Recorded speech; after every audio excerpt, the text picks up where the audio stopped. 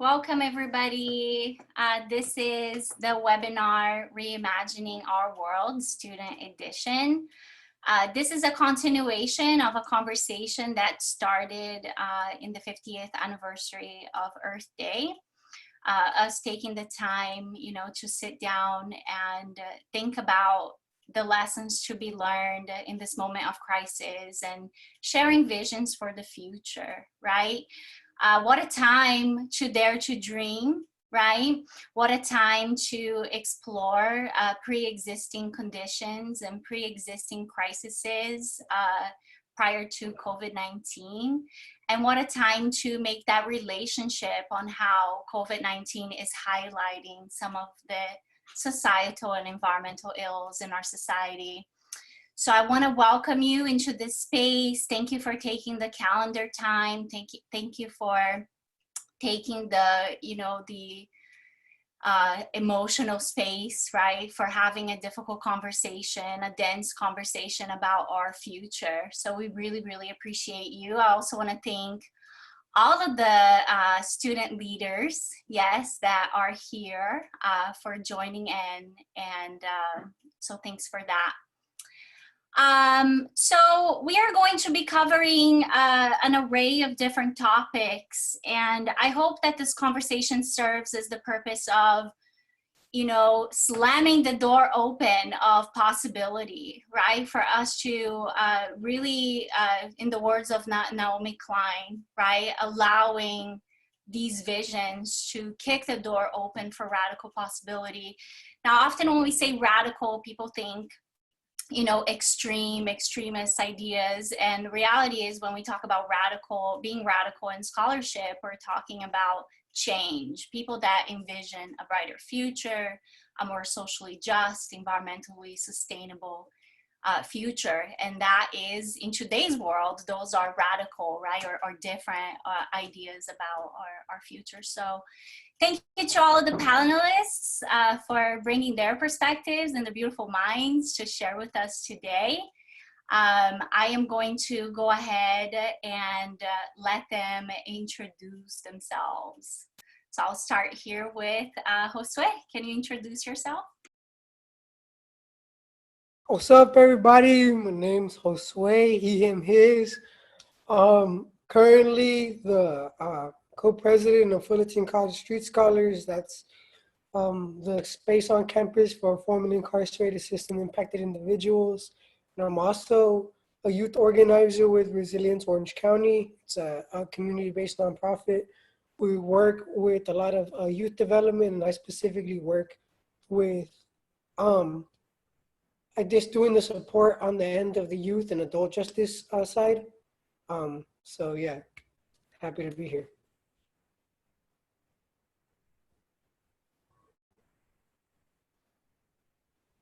So Stephanie, you're next. Can you introduce yourself?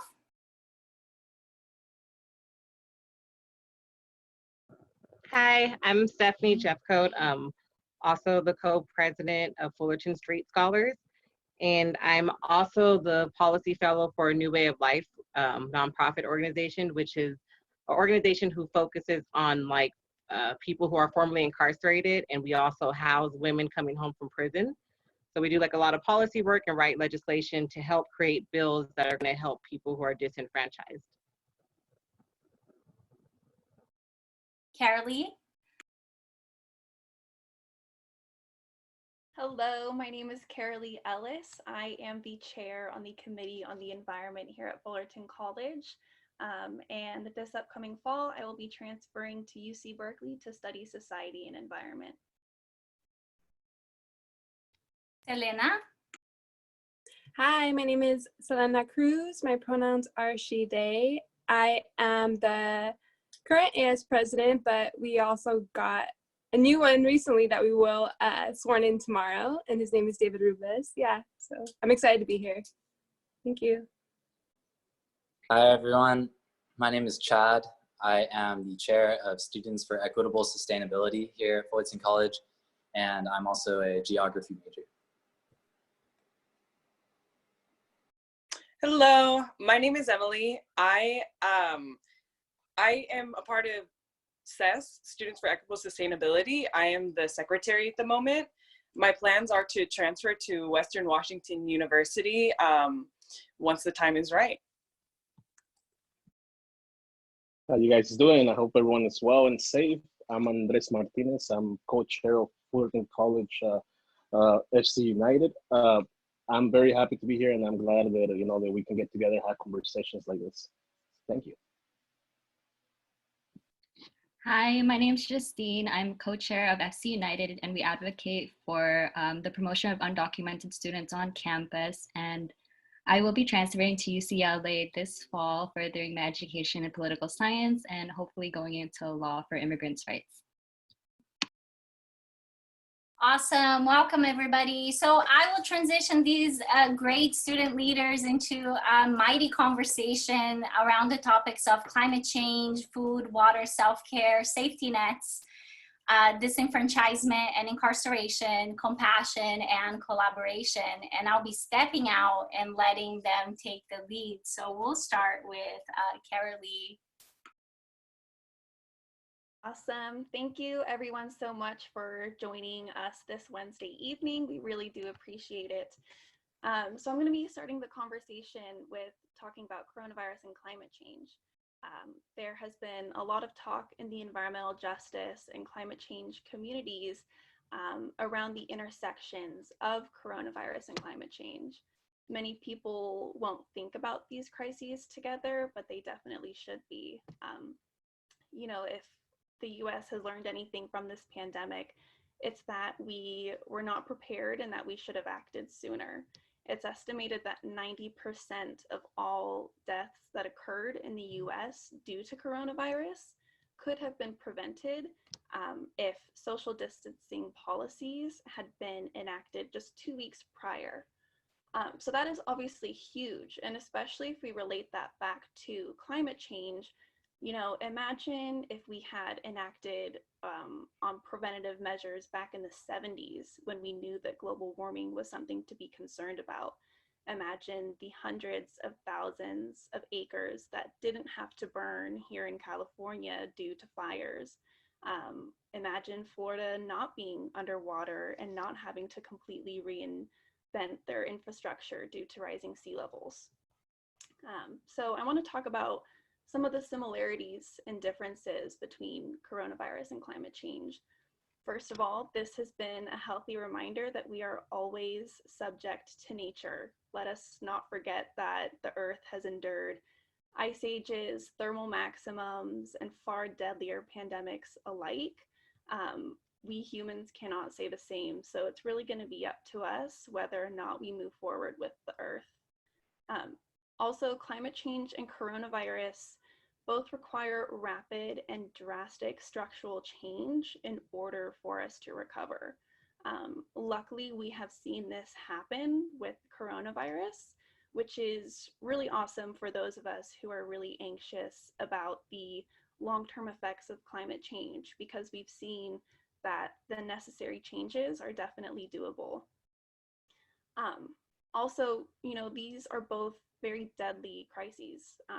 Worldwide, coronavirus has taken the lives of over 260,000 individuals, and that number grows every single day. And also, the World Health Organization estimates that 4.6 million people lose their lives every year to causes directly attributed to air pollution. And even that is a generous estimate, as others range up to 7 million.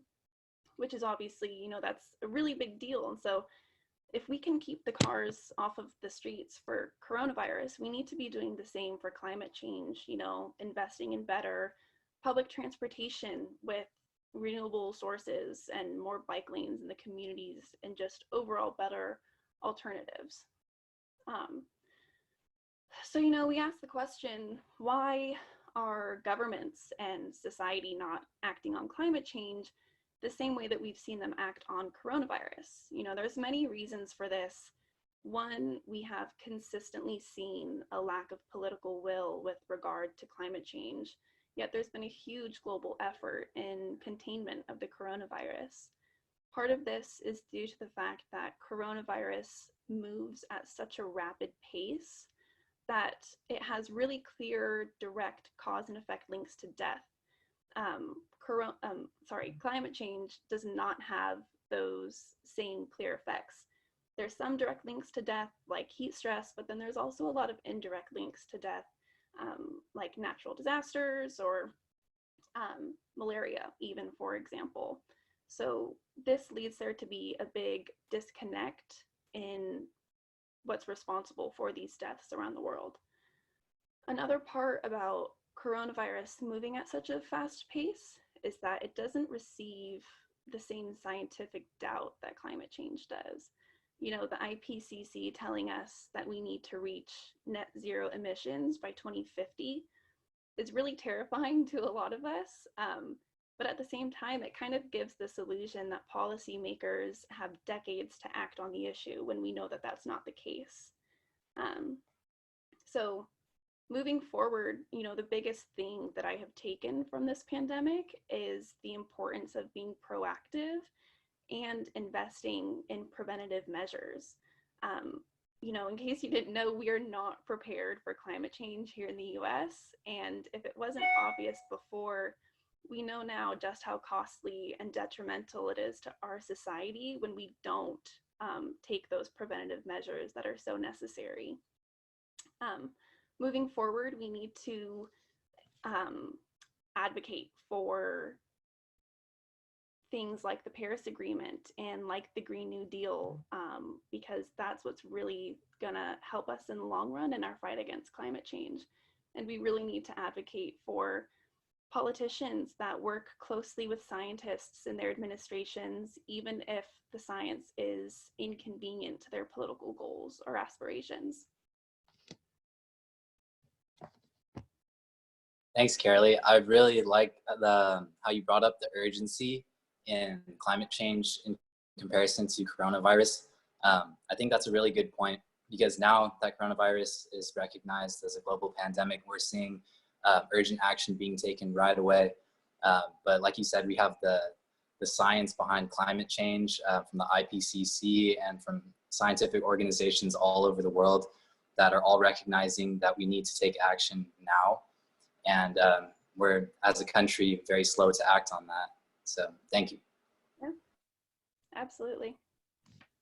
And just to add to your conversation, I truly appreciate that you mentioned that we have to be more active when it comes to these changes. I think that of course, you know, like the government has to act as fast as they can, and they should be, but it's also up to us to, you know, to follow up and continue, you know, pressure people that are in leadership so they can come and pretty much take care of the situation. So for that, you know, for that reminder of, you know, to advocate for these changes.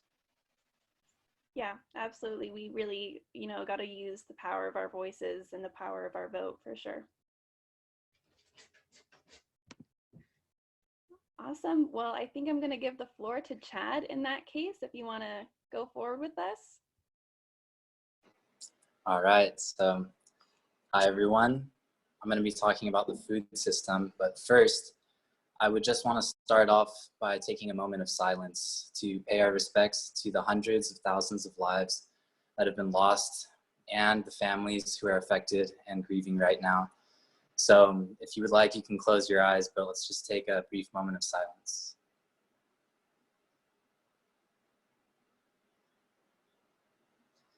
Thank you. I'd like to start off with a quote by the American economist Milton Friedman. He said, "Only a crisis, actual or perceived, produces real change. When that crisis occurs, the actions that are taken depend on the ideas that are lying around." The pandemic has exposed many flaws within our society. People are struggling to pay their bills and afford their meals. The food system is essential in ensuring the well-being of the people in this country, yet we are seeing food being produced that isn't even being eaten. The current food system is unsustainable, centered around profit and depriving people of their human rights. This is the time to rethink our food system and create one that is centered around human rights and environmental justice. The way in which the US produces, consumes, and wastes food is unsustainable. The US has a very large ecological footprint, which basically means the amount of land and water required to support our lifestyles. The US scores high in our ecological footprint as a nation and per capita. According to worldatlas.com, the United States scores as the second highest contributor to ecological footprint as a nation and 6th per capita. This is due to our lifestyles, and which a big part of the culture is consumerism. As consumers, we have a responsibility to be aware of the environmental and human implications of the food system. The coronavirus lockdowns have shown us what it looks like to dramatically cut back on our greenhouse gas emissions. After the lockdown, I'm sure we will see the skies of LA go back to being gray. We must reevaluate the industries that are causing the most environmental damage. One of the most destructive industries in the US and worldwide is animal agriculture. The environmental costs of animal agriculture include a massive amount of greenhouse gas emissions. According to the Food and Agricultural Organization of the United Nations, animal agriculture is responsible for more global greenhouse gas emissions than the whole transportation system combined. So just stop and think about that for a second. We have all these cars driving, planes, everything. It still doesn't compete with the damage that animal agriculture does. Animal agriculture in the US also accounts for 34 to 76 trillion gallons of water consumption annually, according to the United States Geological Service. Other environmental consequences include being the leading cause of species extinction, ocean dead zones, water pollution, and habitat destruction. In the US, we are crammed into cities with high population density, but nearly half of the contiguous US is devoted to animal agriculture. These environmental costs are only a part of the list of problems that come from our food system. One repercussion of COVID-19 has been the overwhelming loss in jobs in the US. Workers that are deemed essential during this crisis must continue to work despite the risk of contracting the virus. The farm workers and slaughterhouse workers are being put at great risk and being deprived of their human rights. The workforce of our food system is mostly migrant workers, many of which have undocumented status. Farm workers and slaughterhouse workers both face higher rates of health problems, usually from the pesticides or the unsanitary spaces that are slaughterhouses. The food industry is able to provide adequate working conditions, but instead treats our workers as disposable.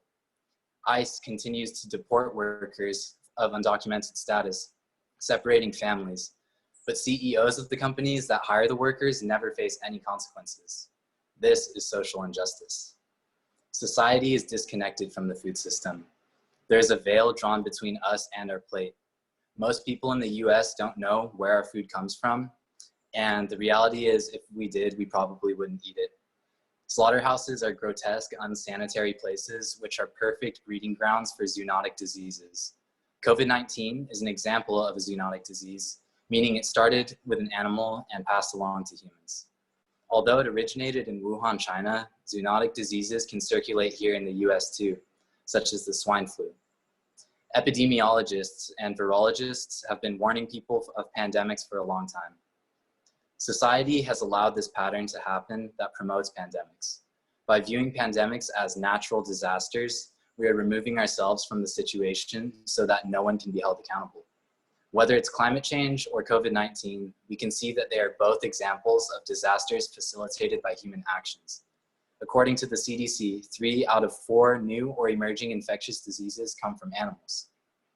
So, how do we center our food system around sustainability and human rights?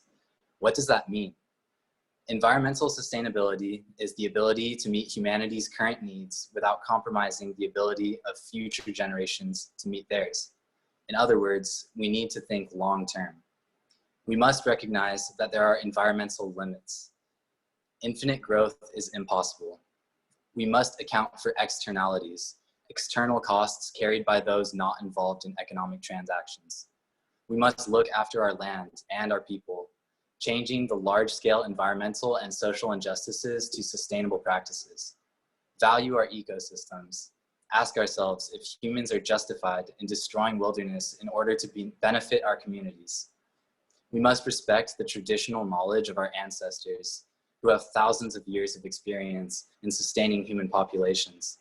We must improve the conditions of farm workers, making sure they are given sanitary workplaces and livable wages. We must respect animals and stop raising them in horrific conditions that create zoonotic diseases. But most importantly, we must do something. The current food system makes being a conscientious consumer difficult for disadvantaged communities. In order to reach social justice, we must make sustainable food available for everyone. Educating the youth on the impacts of our food system will most certainly change the demand for ethical food and encourage businesses to adapt. Although there are many issues with the food system that may seem hard to change as a consumer, we must try our best to reconnect with our food and lift the veil. Thank you.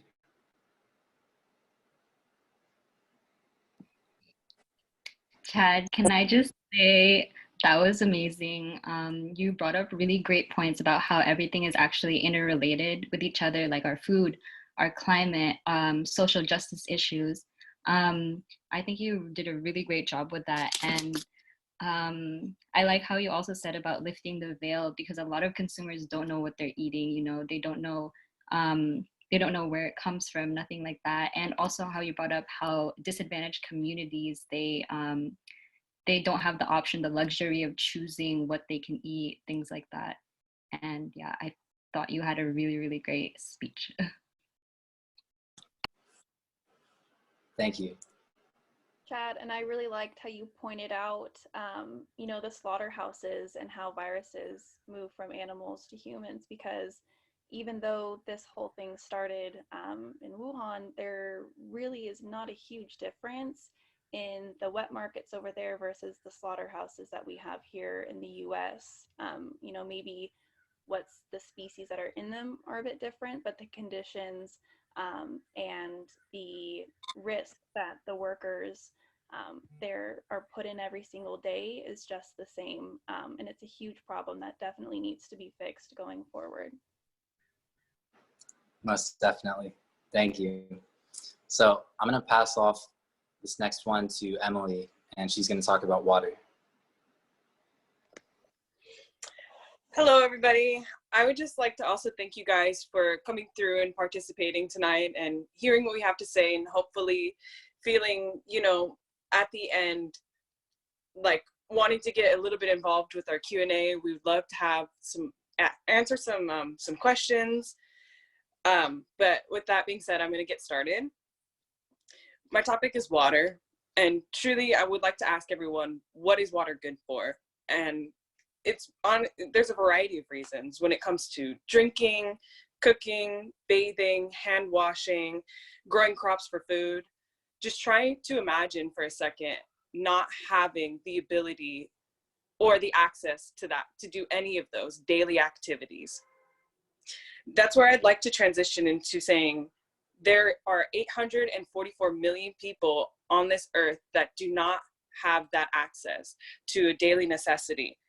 And on top of that, 2.3 billion people also do not have access to proper sanitary stations, meaning they don't have a toilet. So with this being said, there are some major cities and some kind of smaller cities that are currently in danger. I'd like to point them out. One in our own country, Flint, Michigan, who's been in their water crisis for over 5 years now. Cape Town in Africa, sub-Saharan rural Africa, and even Asia's mega cities are also being affected by this daily. There's a projection for 2050 saying that 1 in 4 people are gonna be living in a country that has reoccurring fresh water shortages. And to me, that is a little bit, it's a little frightening. It's a little shocking that you could be in a room and look around and see who could be affected by that. The main people that will be affected by water shortages and that are currently affected by water shortages are women and children. Children being vulnerable to diseases and death from dirty water. There is a statistic showing that 1 in 5 children will die before the age of 5 because of diarrhea from dirty drinking water, poor sanitation, no ability to properly maintain good hygiene. And the way that it affects women and girls is the fact that they have to bear the burden of carrying basically millions of pounds of water just to enrich their communities and their families. They carry on average 200 million hours a day. Like, they will carry water for that long in one day. And if you do the math, it comes out to 228.3 years of just carrying water alone. With not having the ability to access fresh water, it locks communities in poverty, just because a majority of their time is spent in search of a basic necessity instead of focusing on school or careers and advancing towards a brighter future. With this being said, bringing in a brighter future, I do have a vision for that. And here are some of the stepping stones for a better future. And it's the number one reason is proper hygiene education. With the proper education and knowledge of the issue at hand, it could honestly revolutionize so many things. It allows, one, children to live longer. Two, they could also enjoy going to school because they don't have to worry about their health or having what they need to survive.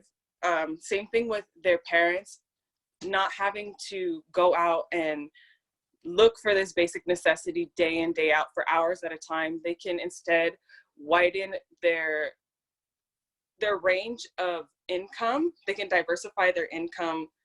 They can focus on using this water for crops to sustain life within their family or their community. Let's see.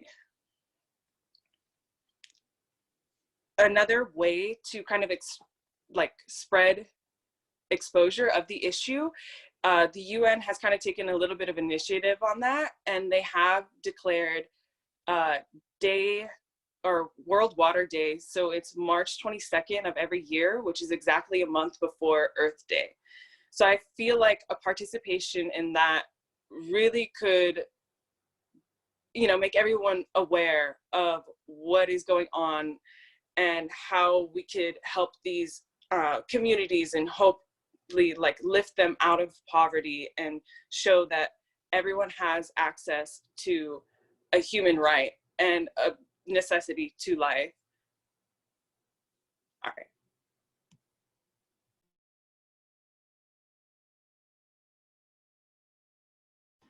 I like the National Water Day. That's a good one. Emily, I like how you brought up how water is such a basic necessity, but some people don't have access to it, and everybody kind of just takes it for granted. And you really did a great job of bringing out those disparities within underdeveloped nations and how they don't have access to water all the time like that. And I think that's just a really great point to bring up and show people. Yeah, I also want to acknowledge the water protectors that are out in the front line too, throughout the years, even in North Dakota and all that stuff with all the oil pipelines. I think that kind of surprises me, because you would think that these people are aware that water is sacred and water is important to everybody, but yet they'd rather spend millions of dollars into this pipeline that is going to spill. They're aware it's going to spill, and then it's okay. And then they hurt these people that are literally just protecting the land. They throw tear gas at them and stuff. And you would think that they would be on their side by protecting the water, because the people that are working for these pipelines and building them, they're drinking water too. So it gets frustrating, because even if we try to do something, even being a person of color, you are showed with violence. And I hope eventually that changes as people start to realize how precious water is. Yeah, so I really like that you're talking about water, Emily. I kind of want to touch on what Selena said. I actually lived in North Dakota for 2.5 years, and it was so bad to where you can literally set the water on fire. You can turn the water on and like go, you know, like put a flame to it, and it would literally like catch on fire. Like that's how bad the water is out there. So it's kind of crazy, like when you're actually living in towns where oil fracking is, and like a lot of people like were breaking out with skin like rashes, and the doctors would say, oh, just don't shower as much. Like, wait, what? That makes no sense. Like, you want me to stop showering because I've broken out with a rash? But the water is like extremely hard over there. And let's like I'm friend with, you know, in the future, gas is not gonna be the main source. You know, like water is gonna be what people are gonna be making money out of it. Just because it's gonna be, we haven't been taking care of it, or we haven't really been taking care of the resources that comes with water. But a lot of I want to highlight that too, that even something as basic as water, the system has capitalized on that. And I think around it's kind of or the whole system inequality when there are people that have no access to something as vital as water. So I kind of wanted to highlight and appreciate that you brought that up as well, Emily. Cool. And I also wanted to say something too about you bringing up about how water and how they're using it to make money off of it. That's another thing I kind of trip about. If you think about all the water bottles there are and all the companies that own this water, and you think about how much fresh water there is on the planet. And then to me, I have this theory is like, okay, these companies are gonna spill oil everywhere by using pipelines and then collecting all the fresh water so that eventually everybody has to buy water bottles. Like the water will be toxic, will be too toxic for us to even drink from our tap water. And I know there's already states that have like lead in their water. And so it's just like this whole theory that they just want to profit off of water. So companies are trying to, I guess, buy like water dams. I'm not too sure how the process of water bottles is, but yeah, that's one thing I get worried about, you know?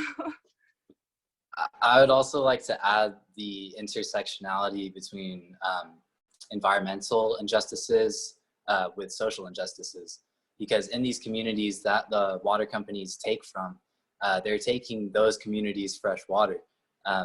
It's pretty much a competition of who has the biggest hose in this case. We see countless examples of companies like Pepsi and Nestle going into communities that have lived with this water their whole life, and then it gets taken from them. So yeah, I just wanted to point that out.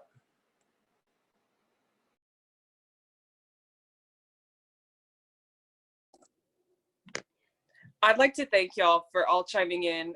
Everything that all of you guys have said and added to this has really just blown my mind and really made it like that much better. I am so happy everyone kind of feels the same way, feels as passionately, and we all recognize, yes, this is a basic need. This is basic right. You know, it's an injustice for not everyone to have this access, or this, I guess, resource, I should say. With that being said, I would like to pass the mic on to Selena. Hi, I will be talking about self-care, but I do want to acknowledge, again today, I was seeing on social media, and I wanted to acknowledge Ahmaud Arbery for what had happened. He was jogging and was murdered by 2 white supremacists, and so I hope there is justice for him and his family. And I will start with a quote from Angela Davis. It states, "Anyone who is interested in making a change in the world also has to learn how to take care of herself, himself, their self." And I find that to be really important, because if we're not able to take care of ourselves, we're not able to take care of the world in a genuine way. You know, like if, let's say, I'm not in the right state of mind, emotionally, physically, and spiritually, and I start to build a type of business, eventually it will crumble down because the foundation was never built on something that was filled with love within myself. And so I think within the world, if we individually, even right now and today that we are social distancing and we are only in our homes or wherever we are, we could take this time to go inward. And I know it could be difficult for some too, because some people don't have homes. Some people are in domestic homes. And I pray for those as well to find safety. So within this time, self-care for myself, what I've been practicing is journaling. I try to get as much sun as I can, because now I kind of catch myself like 7 p.m. and I have not been outside at all besides like checking the mail. And I kind of find that to be a problem. Also with school, now at school, I don't get my steps in. You know, each day at school, I would like at least walk 2 miles. And now like I walk to the bathroom, to the kitchen, like probably not even a mile every day. And so now I'm trying to incorporate exercise. And I find that to be helpful, you know, even if it's 20 minutes, 10 minutes, 30 minutes. Before, I used to kind of be hard on myself and say like, if you're not working out for 3 hours or 2 hours, then you shouldn't work out at all. And I don't think that's the way we should view things. We shouldn't be hard on ourselves in a sense of like, yeah, if you don't work out this hard, then you're not doing anything at all. And so that's also a practice of being gentle with yourself.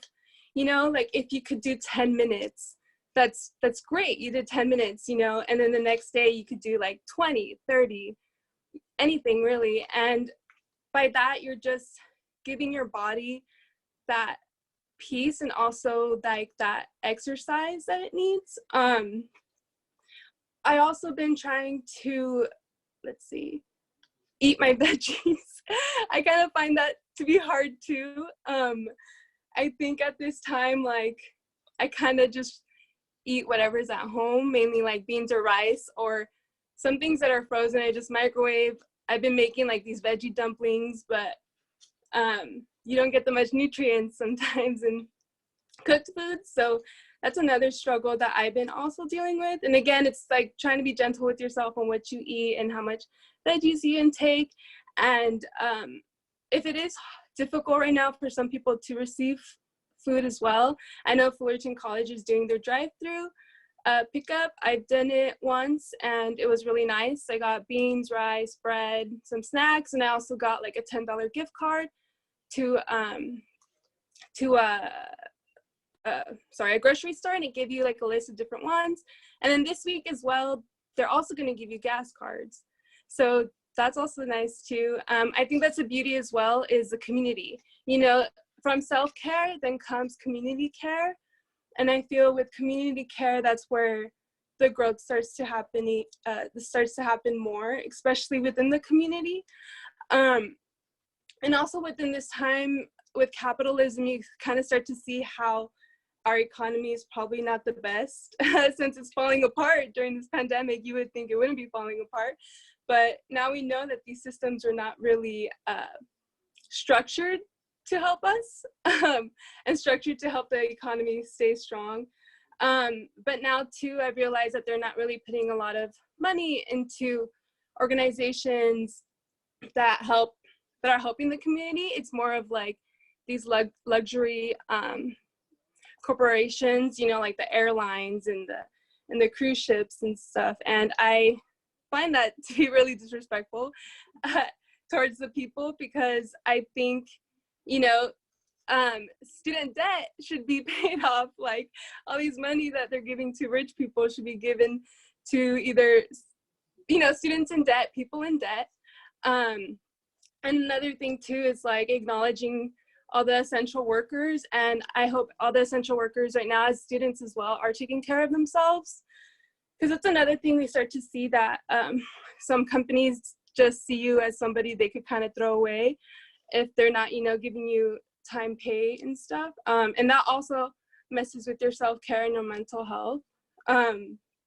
Another thing I wanted to talk about, oh yeah, don't watch the news every day. That's not good. You know, it's a lot of bad news, a lot of death. I know each time, I call the news trauma porn, especially if it's these news sites that are kind of over exaggerating news or not really putting the right information. And so I would say do some research on what places you can trust with the right information. But you should give yourself a break from watching the news all the time. Let's see. Oh yeah, one thing too I've been realizing during this time is to reach out to your friends, reach out to your loved ones. I think at this time too, you start to go inward and start to realize who your real homies are, you know? And it's a nice time to reflect and to connect again. And yeah, I'm open to questions from the panelists or anything they want to put into this. I liked the note about how self-care is the foundation of a lot of other things, because yeah, if you can't really care for yourself, especially if you are a person in power, then you certainly aren't going to care about others. So yeah, I think that's really important. I liked your acknowledgement of those who are struggling without homes and those who are living in kind of like abusive homes. Just knowing that, like, you know, at least saying something like that is knowing that they're not alone, and allowing, like, I guess that window to be open, that door to be open for like free flowing communication for those, and also checking on those that you might be worried about too is super vital and very important. But yeah, I like that. Thank you. So I'm gonna repeat the quote someone asked. Okay, so again, it's from Angela Davis, and it says, anyone who is interested in making change in the world also has to learn how to take care of herself, himself, theirselves. Thank you. All right, and now I will pass it on to Justine. Hi guys, so today I'll be talking about social inequality and how the pandemic has kind of exaggerated it. Since the global pandemic that put millions on unemployment and exceeded our healthcare system's capacity, our nation's extreme vulnerabilities have been exposed, especially our persistent inequalities. And because of this, many racial and ethnic minorities continue to be disproportionately affected and dying every single day. And we're still in the first few months of this, and a CDC report already showed that the burden of illness and death among racial and ethnic minority groups were disproportionately high, and this was exacerbated by the economic and social conditions brought to light by the current pandemic. The reason this occurs is because of the underlying inequality, such as living conditions, work circumstances, and underlying health conditions with lower access to care. It's important to note that long before the pandemic, these issues already existed. It is during these times of crisis that these issues are magnified. I think it's important to recognize these issues instead of ignoring them, because while some of us have the privilege of staying in our homes and social distancing, others don't. And then I'm going to be explaining what these conditions are so that we're more aware of them. So in terms of living conditions, members of racial and ethnic minorities are more likely to live in densely populated areas because of institutional racism in the form of residential housing segregation. People living in densely populated areas may find it more difficult to practice measures such as social distancing, and are therefore at higher risk of being infected by that. In addition, many members of racial and ethnic minorities live in neighborhoods that are further away from grocery stores and medical facilities. Now, this might seem like a simple thing, but it makes it more difficult to receive care if sick and stock up on groceries and supplies that would allow them to stay home. And furthermore, multi-generational households, which may be more common among racial and ethnic minority families, find it difficult to take precautions for older family members and isolate when they're sick because they have limited household space. So these living conditions, such as densely populated housing, further access to medical care, groceries, tightly packed multi-generational households, they all contribute to the rapid growth and spread of COVID-19 among racial and ethnic minorities. And it's not just that. In terms of work circumstances, the risk of infection are greater for workers in essential industries who continue to work outside the home despite outbreaks in their communities. including some people who may need to continue working in these jobs because of economic circumstances. For example, nearly a quarter of employed Hispanic and Black or African American workers are employed in service industry jobs, compared to 16% of non-Hispanic whites. In addition to this, Hispanic workers account for 17% of total employment, but constitute 53% of agricultural workers. Black or African Americans make up 12% of all employed workers, but account for 30% of licensed practical and licensed vocational nurses. From here, we see that racial and ethnic groups are overrepresented in essential industries where they can't just opt out of working due to economic circumstances, which also increase the risk of infection. And lastly, one of the greatest challenges in our nation's existing health disparities, the ACT is a barrier to accessing healthcare, especially among health emergencies such as COVID-19, are the lack of health insurance for a lot of ethnic minorities and racial minorities. For example, compared to whites, Hispanics are 3 times more likely to be uninsured, and African Americans are almost twice as likely to be uninsured. In all age groups, Blacks are more likely than whites to report not being able to see a doctor in the past year because of cost. In my family, for example, my mom is undocumented and she can't access healthcare, and she's a bit older too. And my brother is also diabetic, and he has a higher chance of not being able to recover as well as regular people. And that also burdens like my community as well, because we don't have proper access to healthcare. So what we can learn from this pandemic is that, stripped of our usual tendencies to just go out about our days, existing conditions are continuously magnified, where racial and ethnic minorities are disproportionately dying at a higher rate because of these persisting conditions. And we're only in the first few months of it, but this could go on longer. And I am so sad to say that more and more people are going to die. And however, despite this bleak outlook on the pandemic, I have hope that since we are all forced to stay home with nothing to do, people will start opening their eyes to the injustices around them. And it's a lot harder to ignore when we're kind of forced to see it. What I hope we gain from this pandemic is an understanding that disparities existed long before COVID-19, and they will continue to persist unless we recognize these issues and do something about it, whether it be through direct action and pressuring our political leaders to do something, or as simple as voting for a candidate that recognizes these issues and is willing to fight for underrepresented minorities. On an individual level, I hope that if you take anything from what I said, that it's recognizing that while the stay-at-home order is burdensome on some people, saying like, oh, I want to go out, do all these things, some people are suffering, and we need to recognize that.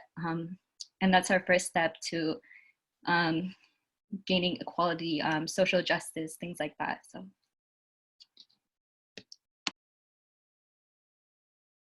If I can just add something to that, I appreciate that you're bringing this up, because I feel that in a lot of spaces, we don't really talk about the inequality when it comes to healthcare, when it comes to different essential workers. And I truly appreciate that, Justine. So thank you very much for bringing that up and bringing that to this space as well.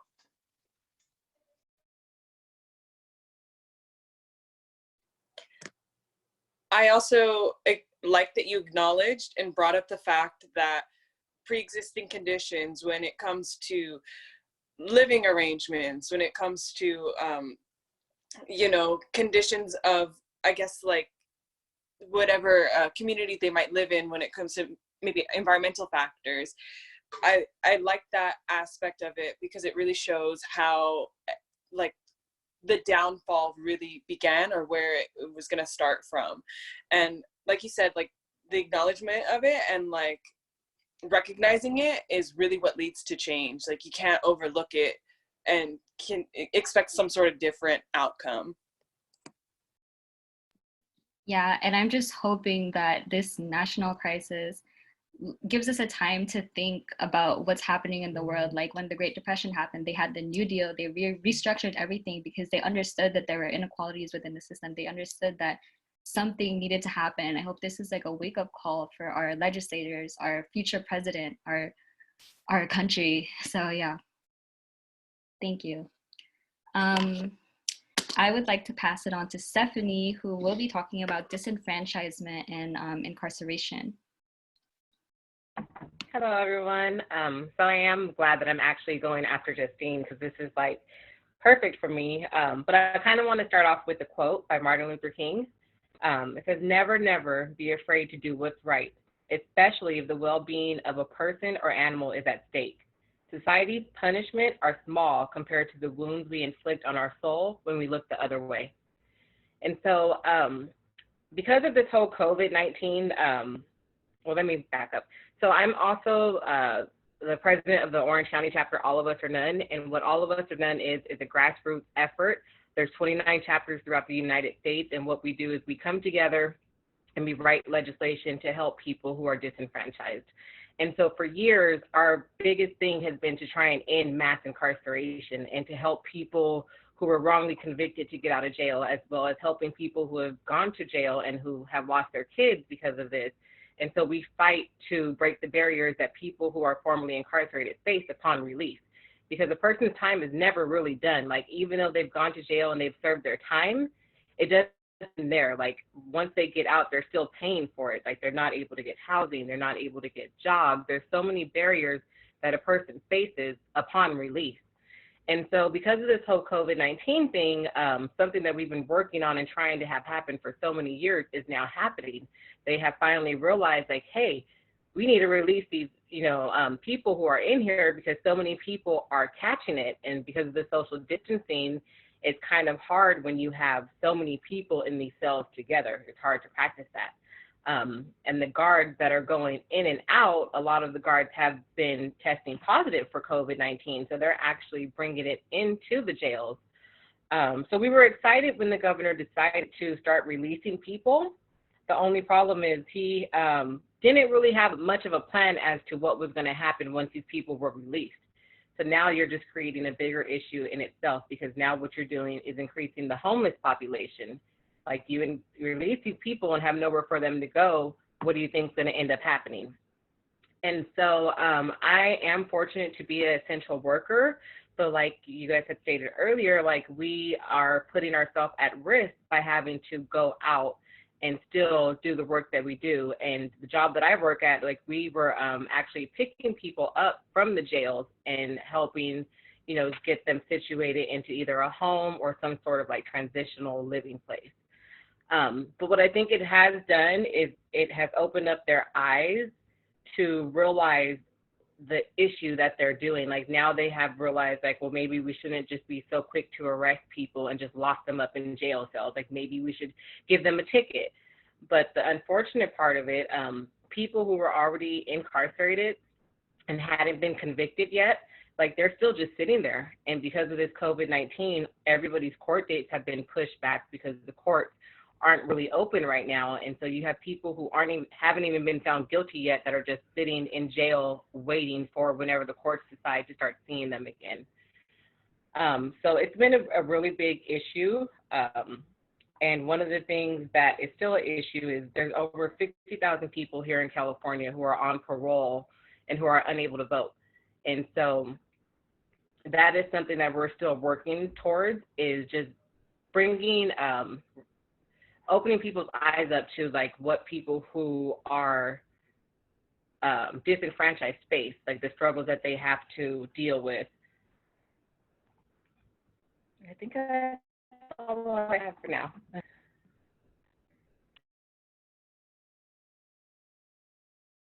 I just want to say thank you, Stephanie, for all of the work that you do. Thank you. And I would just like to add to that as well. The wonderful thing about this panel is that we have so many different perspectives, and your perspective is so valuable to us because now we understand, what conditions are, and we're better off because of it, because now we understand.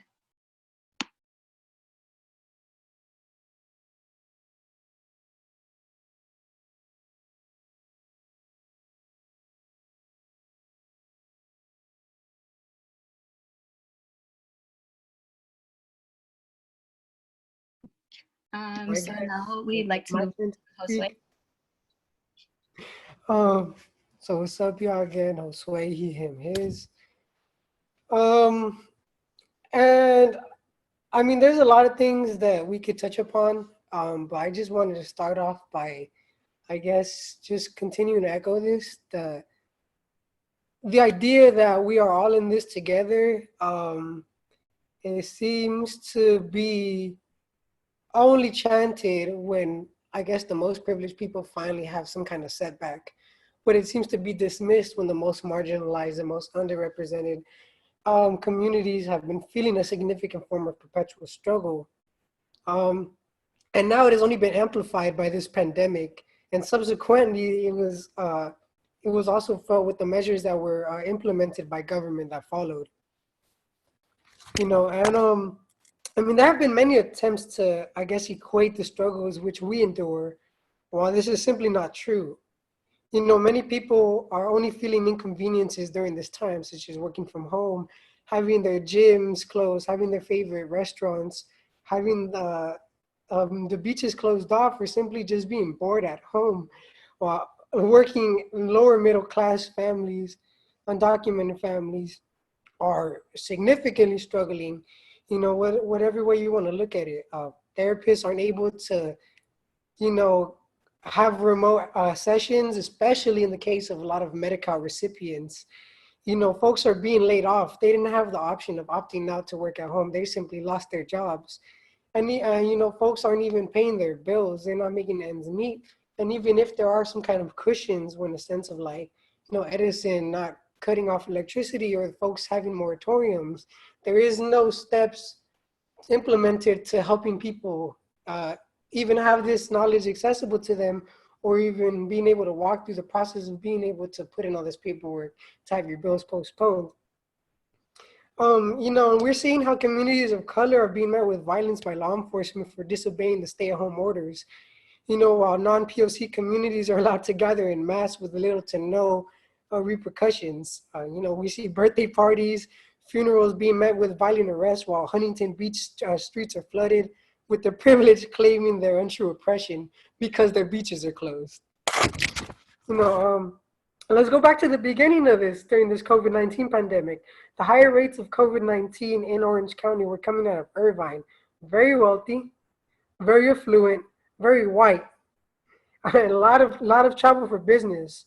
And now many communities with innocent essential workers are forced to feel the blunt end of this exposure, where you have cities like Santa Ana, who have been heavily populated by people of color, are now the largest number of COVID-19 cases in Orange County. You know, and although these might not be thoughts, these are ideas that I've been in conversation with, one can easily draw the connection of the conquistadores bringing over smallpox to the Aztec Empire. We see the same thing happening with COVID-19, where the most innocent, the most underrepresented are now feeling the most significant weight of this issue. But, you know, what do we do now?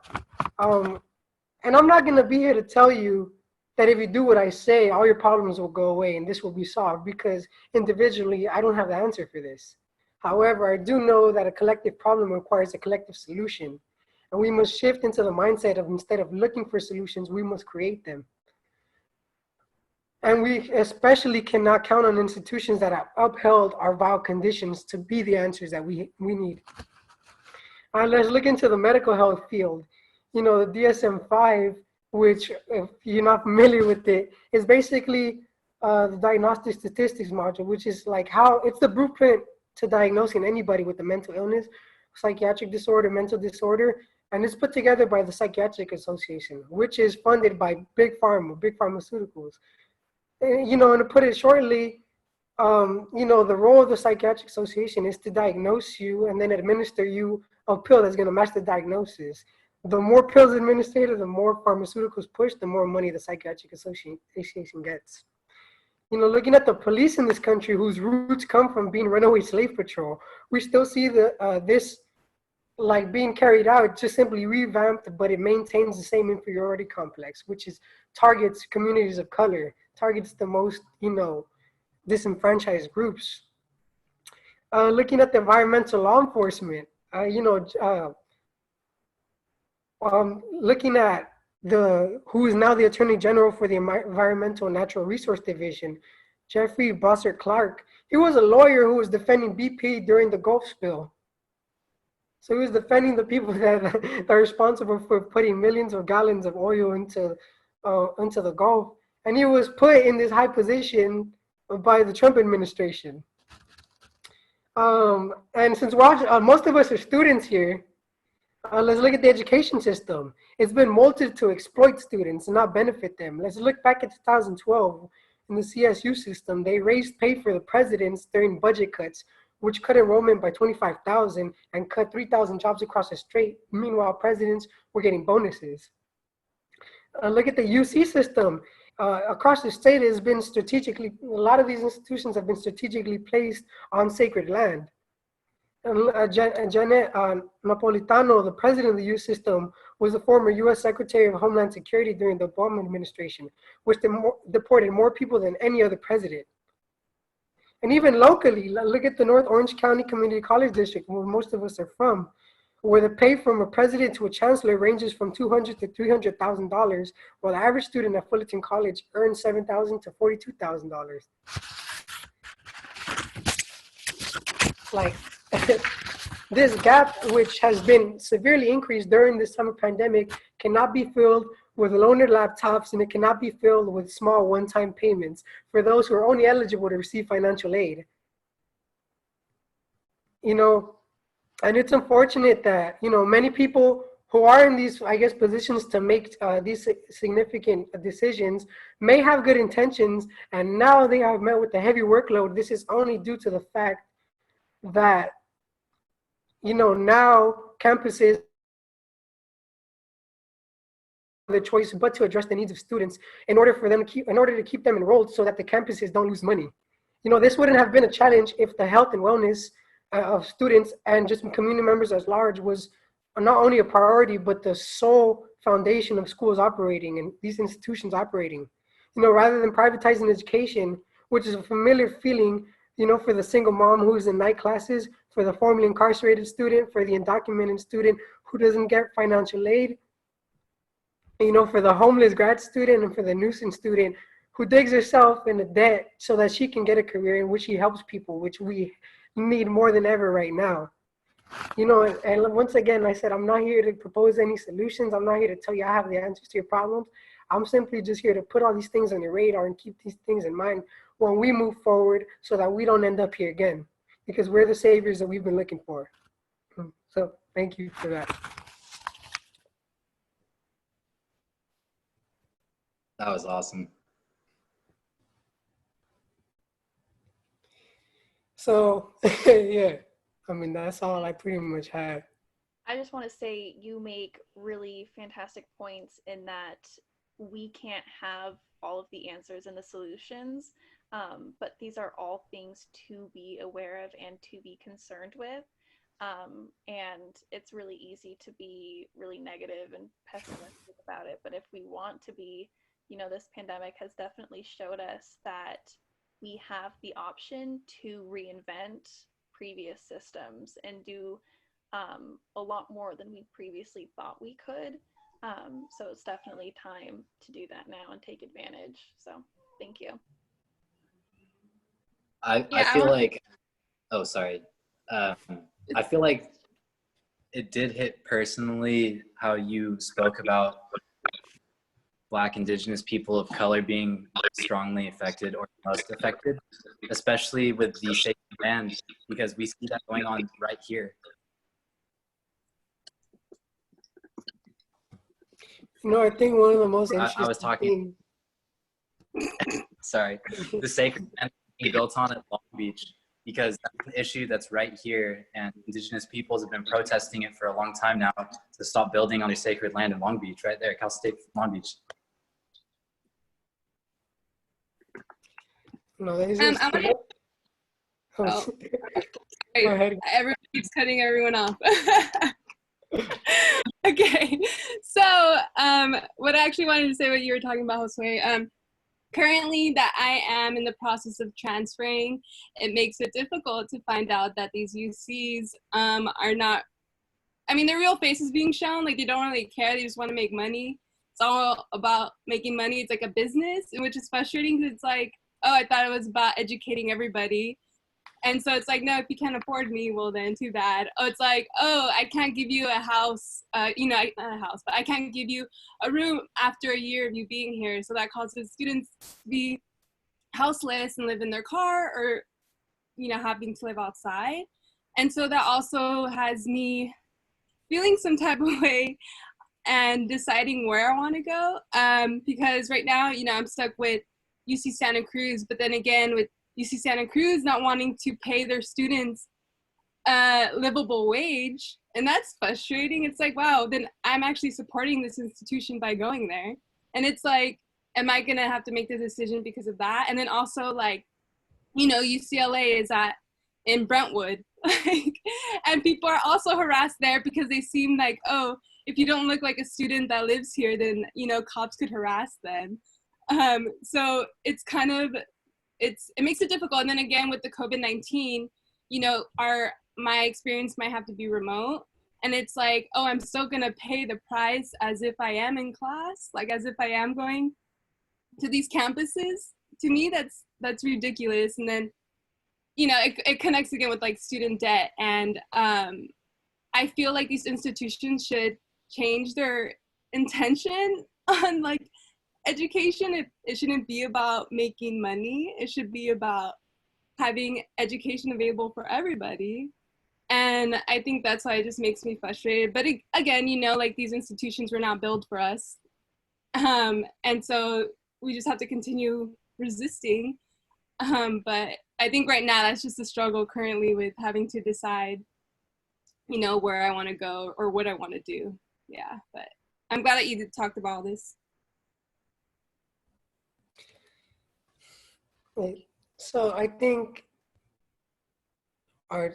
this is a good time to hand it off to our last speaker, which is Andres. So.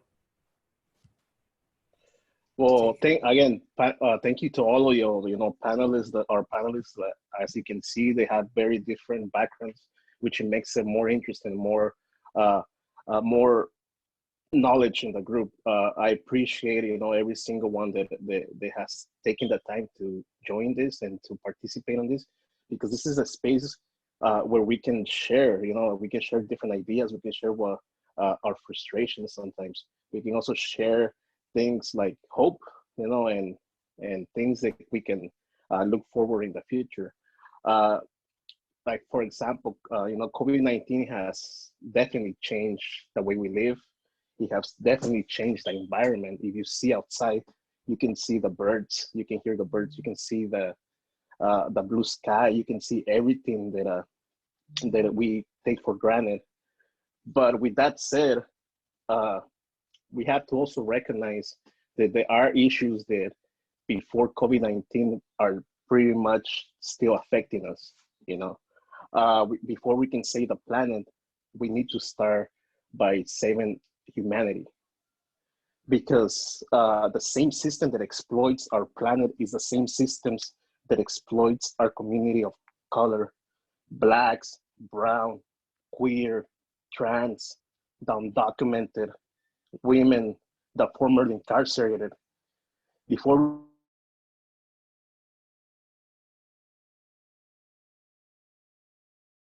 inequality, bigotry. To have a brighter future, we have to recognize that we can no longer ignore these issues, that we can no longer be passive and just be activists in social media. COVID-19 has shown us humanity has the capacity to be better. It has the capacity to change the world.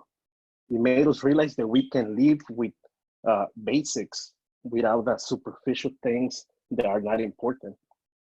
But I also see a lot of hope in humanity. I see it every day. I see complete strangers coming together, sharing resources, sharing meals, sharing food, distributing food to people they have never even met before. In Italy, for example, people get together and sing and dance to fight loneliness. The entire world today can make a difference. They can decide today to stop fighting and to stop hating on each other, because this virus has given us a chance to forgive each other. But we also have to realize that we also need each other. So with that said, we can change this today. Individually, we have the capacity to change our communities. Let's hold on to this idea of radical empathy and kindness. Let's recognize our essential workers, and let's also realize that they have always been essential to the economy of this country. Let's protect the rights of workers, their basic needs. Let's celebrate doctors, nurses, farm workers. They're in the front of the line and they're there to help us out and to bring food to our tables. So let's practice physical distance. Let's wash our hands. Let's be mindful where we put our hands, but let's also be mindful where we put our hearts. Because at the end of the day, what this virus, COVID-19, gave us is the chance to come out as a better society. It has given us a chance to listen to each other, to fight for each other, to fight for the planet, to fight for social justice. Let's make this a historic moment where we can build with empathy, hope, and love. Thank you. So that's just a message I wanted to share with y'all. Get 'em! Thank you. Hey, Andres. Sorry, were you gonna say something? I think oftentimes we tend to move on our anger because we're upset with the conditions, we're upset with our own experiences that we've had to, endure because of, like just people that never had our health and well-being in mind. But I think it's also important that we do this not because we hate our oppressors, but because we love our communities a lot more. I think that's why it's important to continue doing the work that we do. So I thank you for speaking on that. Yeah. Thank you, Andres. I wanted to add on to what you were saying about coming together. And I think it also comes in the form of shopping locally too. In a sense of, now a lot of people that are home are making masks or are doing a lot of different arts and crafts that, things maybe they could make that stores do sell, you could purchase from people in the community. And I think that's why with community care together as a community, we could do a lot rather than waiting on our government. Yeah. Definitely, there's a lot of things that we can really talk about, and but I think a lot of the times us that we work with a community, and a lot of us that are out there working, trying to make a difference, sometimes we forget the healing part of it. We forget that we also, to move forward, we have to heal ourselves so we can heal others. And I think it's important to recognize that part of that is our community. Our communities are first, to me, are the base of every single movement, because we, at least for myself, I can't speak for others, but for myself, without my community, I wouldn't be the person that I am today.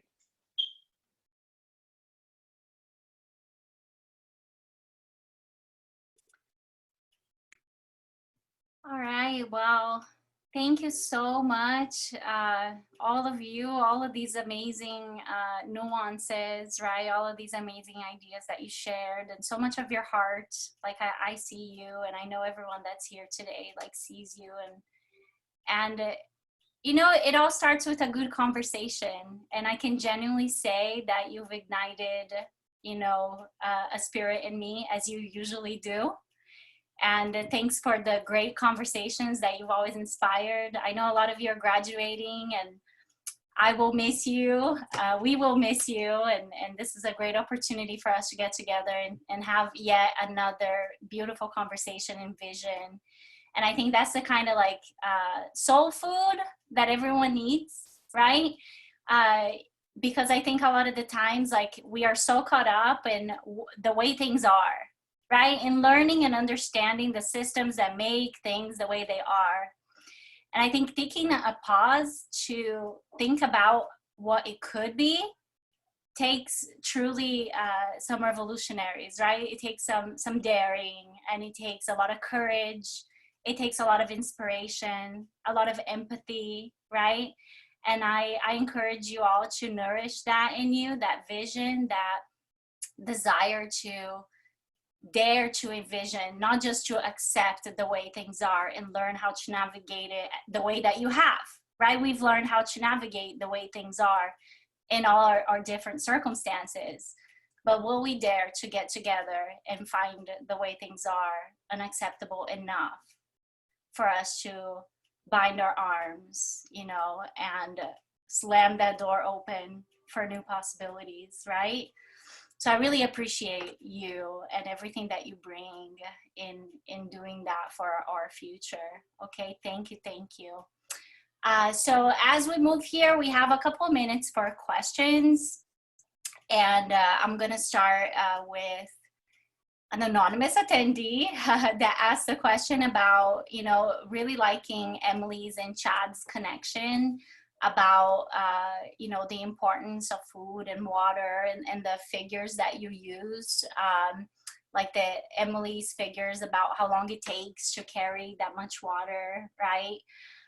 And the question is, you know, this is the participant says that this is such an effective way to helping youth understand the problems that we're facing.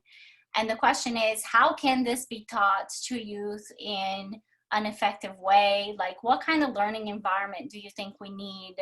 Do you think like conventional school systems are bringing the point across? So that's for Emily and Chad. Do you think the conventional school systems are preparing the youth, or the way they're teaching the youth is bringing the point across?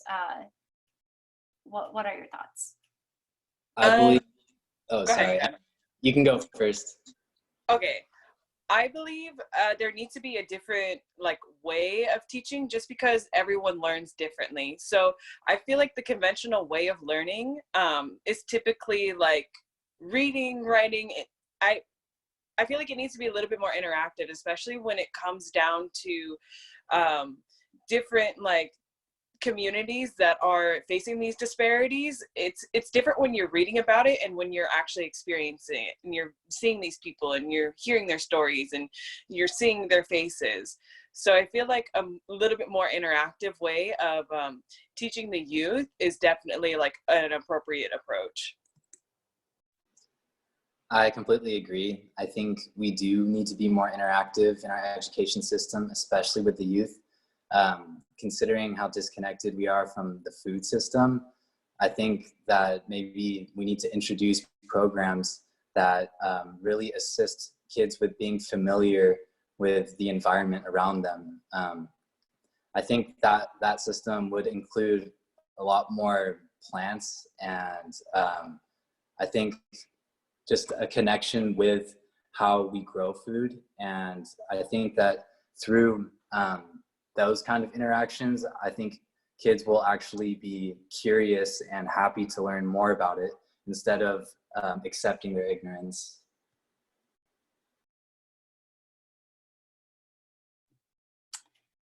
Thank you. You know, as a mom, that's something I think about a lot, you know, about how can I integrate, you know, nature and integrate connection to justice, social issues, you know, in my daughter as early as 7, you know, and start thinking about these things. And I don't see it in our educational system yet. It will take some really involved moms, you know. I don't want to tell you about the things I've done, but you know, that will inspire that. So that's great. Okay, so the next question is, you know, we talked a little bit about, Josue talked about institutions and how like institutions, especially our educational institutions, are so profit driven, right? David Robles has a question and he's asking, what do you think, like, do you think some of the ways that Fullerton College is failing to address these issues? And David says, I can think of the use of Sodexo for food sources. They're not getting food from sustainable or ethical sources. So what are some of the areas that you see within our own school that institutionally, what do you see that aligns with your talk, and what do you think could be done better? So allow me to chime in on that. Let me just reread it so I understand it completely. So, I mean, let's look at the way that things were carried out. Like even before, we see now that they're advertising that they have these emergency relief funds, right, available. But prior to recognizing that, they were telling students that you could withdraw and get an excuse withdraw and get a refund. And then once you see this majority of students dropping their classes, now we tell them, well, we have emergency relief funds, but you have to be enrolled, you have to be a student. You know, and I think that's one of the main things that we were in conversation about.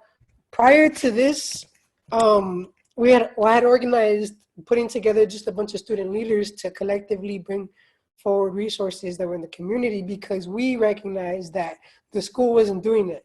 At least the way that things started panning out, we recognized as students and we felt that the focus was specifically to retain people in class, to get students still focused on school, and that was it. It wasn't addressing, well, this student is not paying rent, so he can't fucking attend this online lecture. It wasn't addressing that, you know, students aren't eating because, you know, everything from the grocery stores is getting like sold out. So I think just I guess, not the, I guess the mismanagement when it came to carrying out certain preventative measures for the students that are significant feeling this crisis. And I think part of that too was because it was all done internal. There wasn't, it being even like, I've been sitting in for some of the COVID-19 task force meetings for the school. I sat into the student equity and achievement committee, and it was all people that worked internally, but there was no input from the community. There was no input from community-based orgs. There was no input from, you know, people that are currently doing relief efforts. It was only the school. So there was just this lack of transparency and the lack of communication that was going on, because not every person has the opportunity to just, all right, well, I'm not going to go to work, but I can still attend this lecture online. You know, students didn't even have laptops, and now they're barely being dispersed, you know, with like 3 or 4 weeks left of school. So, you know, like, I think those are just some of the problems that we recognized being student leaders that were going on. And just, you know, like the lack of transparency, the lack of communication, the lack of input from folks in the community that are directly handling this.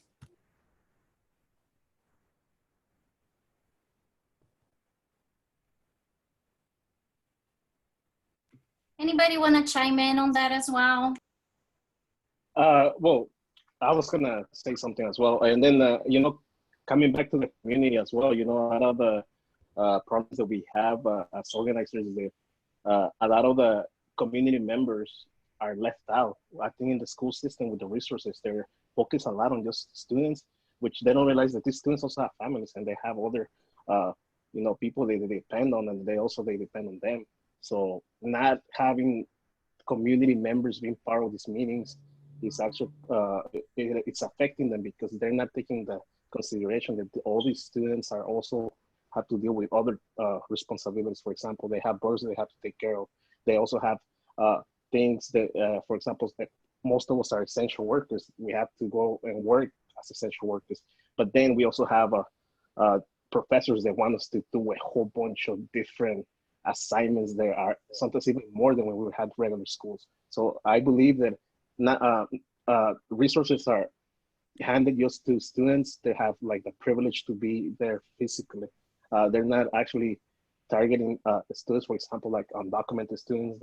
They have might not be able to access to these resources because of lack of a social security number. They're not talking about that either.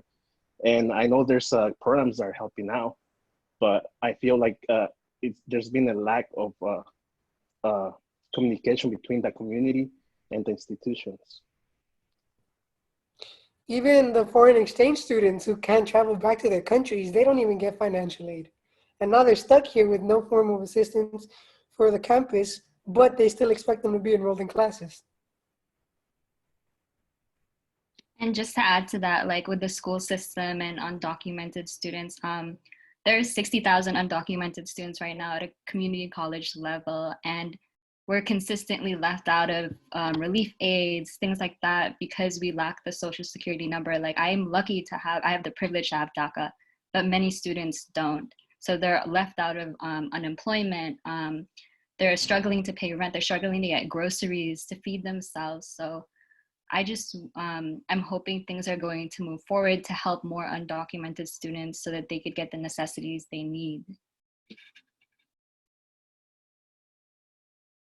Thank you for those inputs. I guess I will ask a question to the panelists. Like, when you search for these relief resources or safety nets from the school, do you feel like things have been put out on the websites, like in a way that is accessible, visible, and do you think it was timely? Like, that is something that I have been wondering, like how students, I have my perceptions, but how students have perceived access and the timeliness of resources.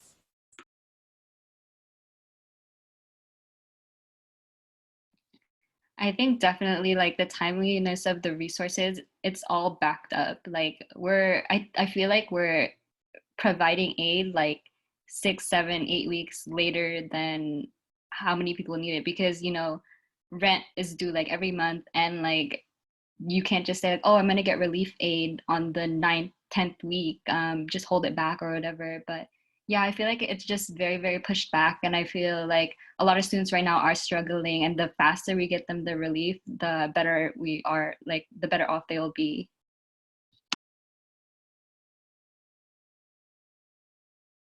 I'll add one thing that we actually spoke on at the first edition of this, was that there were some resources, but they were mostly taking into consideration how to stay in school, not how to survive. And I think during this pandemic, that's something that most of or disadvantaged communities can't handle. So I think it wasn't so much for the well-being of the students, but as to how do we keep them in school. You know, there was about what school received $4.5 million in the CARES Act. Well, we got about 9 million. At least half of it had to go towards emergency relief efforts. Part of it was used to purchase the laptops to disperse them. Not even all of them are going to be utilized during this moment. And even then, you had to return them. I think you can't even keep them. So, you know what I mean? It was just like, I guess the idea of like just alleviating some of the symptoms but not getting to the root cause. And even then, like I said, it's only prioritized for students and specific students at that. Like if you like were disqualified from financial aid for other extenuating circumstances, you're barred from it. Foreign exchange student, you're barred from it. You're not a DAC recipient, you're barred from it. You know what I mean? Like there was just so many barriers towards getting any kind of relief, but it was put out as like, well, you know, we have this available for students, and like look at all the great things we're doing. You see it on social media just over and over. I guess regurgitating this message that we're here for our students, but then you look at it and there's so many barriers just to get to this. You know what I mean? And it's like, when you look at these conversations, the most marginalized students were not taken in consideration.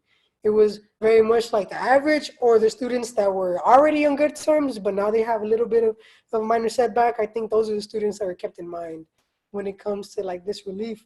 You know, and even now, like we saw some of the, for my org, Resilience Orange County, we had put out emergency relief funds for undocumented workers and working class families.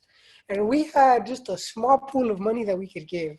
And we, like within the first couple hours of putting out this grant, we had over 300 applications, of which we were not able to suffice and give emergency relief aid to everybody.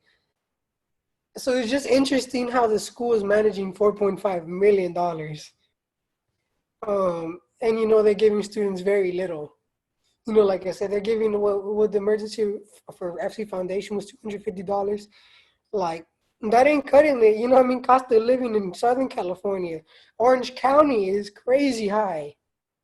You feel me? So I think there's not really much, like, I still think that the school is doing bare minimum, but they're continuing to put out there that we're this very progressive, all-inclusive, we're for our students 100% campus. And it's just becoming more evident now.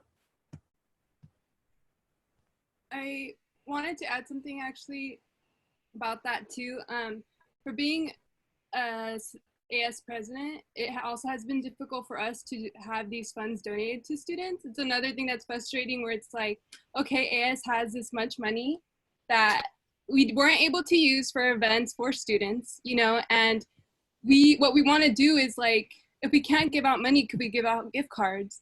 And either if it's like the administration, or I don't know what law that doesn't let their student body government donate gift cards to students as well, it kind of makes it difficult. Like, why do we have to go through all these doors to help other people? You know, like, why is it that like it shouldn't be that hard in a sense to like help the students in any way or form, you know, like everything that that they have given us, like the Wi-Fi parking lot, which is great, you know, but they should have had that either already or had that in the beginning. And also like with students that are houseless, we should already have a parking lot for students to be able to park there.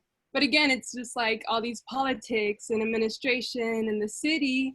And it's like, do you even really care to, you know, like we're just trying to help people. We're not trying to cause problems and issues and stuff like that.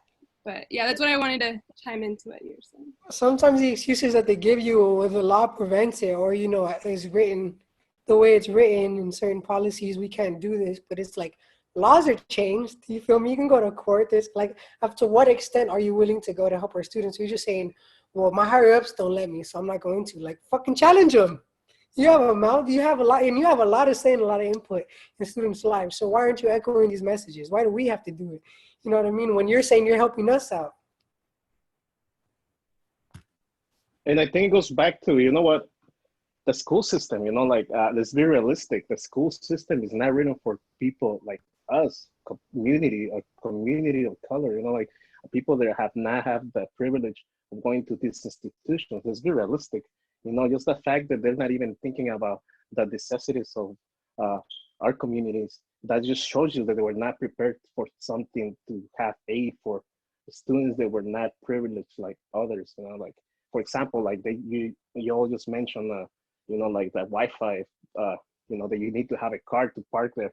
There's a whole bunch of students that don't even drive because they don't have a car, or they can't just get transportation there. So let's be realistic, and also let's be collectively, let's talk about these issues as well, because the school system was, let's be realistic, it was not designed for us to be attending in the first place.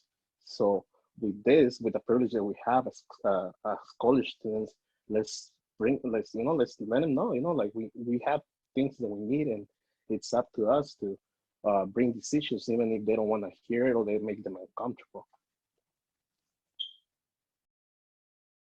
Thank you, everybody, for these perspectives. And it's quite amazing how symptomatic it is of a larger, like, it is city, is statewide, right? This lack of safety nets altogether, right? Makes it, you know, I guess all, you know, is all in the same space now, like in our higher educational system. These are really valuable points that you bring. And I'll be sure to share this webinar to our administrators who are not able to attend, because your perspectives are valued, right? And it is with conversations like this that we move forward in better directions. Okay, so I have one last question here, and that is, as actually let's choose this question right here. What are some of the current organizations in Orange County that you recommend for the attendees to get involved in to help disenfranchised peoples? This attendee asked specifically about incarcerated people and undocumented people. There are a couple undocumented organizations in Orange County. I know CHIRLA is a big one. Resilience OC, I'm pretty sure also, and Immigrants Rising. They're broader, not like specifically an OC, but they also have a lot of resources on their website for undocumented people. Definitely check out the Instagram websites. They have lists and lists of resources where you can just sign up and get relief.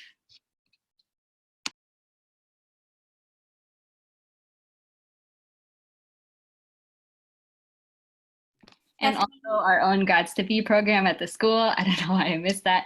But yeah, our Grads to Be program is still working. So there's also a Canvas page, a website. Definitely, they're still working with like instant messaging. You could ask them for anything, any help you need. Yeah, so they're very open. And their website was recently updated, so you'll find a lot more there. If you had visited before, visit it now. It's more complete. Maybe Josue and Stephanie, do you think you can chime in on some organizations that folks can join in to help incarcerated peoples?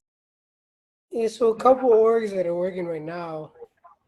Well, it's interesting because a lot of these places have gone remote, but I know as far as formerly incarcerated youth or adults, Project Kinship in Santa Ana is still operating and they're doing remote case management. It's a reentry program, so they're still operating. I think they're still doing intake as well.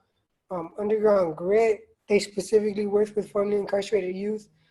I know I have a lot more lists that I could give, and I don't have them off the top of my head. But if anybody wants to email me, Josue@resilienceoc.org. Holla at me. But I know we're doing Resilience Orange County as mentioned. I think the Orange County Conservation Corps, they're still hiring a lot of formerly incarcerated youth. Those are just some off the top of my head. I know Stephanie may have a couple different orgs. So there's also Project Kinship, which is based out of Santa Ana. They work a lot with formerly incarcerated, as well as Chrysalis. Chrysalis is a really good outlet for people who are formerly incarcerated because they're like a job readiness program where they like help people who have a record get back into like the workplace. And so that's like a really good one to take advantage of. And then there's also like ACLU out here in Orange County, and they do a lot of work with people who are formerly incarcerated as well. Thank you. So in order to be respectful of time, we have 23 people still in, and thank you so much for hanging until the end. And once again, thank you to all of the panelists and for the beautiful visions that you shared. It was really nourishing, and you know, may we continue this, these not only conversations, but carry this on into inner transformations, outer transformations, right? Like Selena was saying, like we must transform within, we must be strong within, right? Care for ourselves, and then bind together with like-minded people who are ready to roll up the sleeves and do the work. So I really appreciate all of you. For all our attendees, we are going to be following up via email, and I will put you in contact with these beautiful humans, and you can connect them directly, extend questions, and build on that network. Yes? All right, with that said, thank you, everybody. Thank you so much. We'll end here. We appreciate you. Have a great night. Yes? Peace. All right. Bye. Bye. Yeah. Take care. Be safe. Bye. Bye, everybody.